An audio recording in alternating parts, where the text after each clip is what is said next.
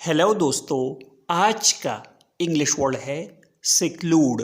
सिक्लूड का क्या मतलब है, आइए सीखते हैं आज की इस छोटी सी वीडियो में।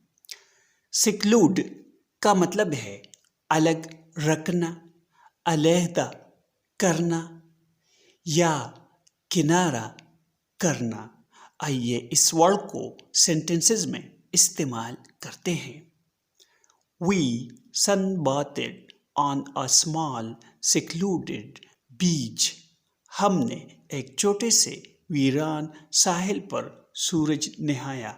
We sailed into a beautiful secluded bay. हम एक खूबसूरत वीरान खलीज में चले गए। दोस्तों, वीडियो को लाइक और शेयर ज़रूर करें।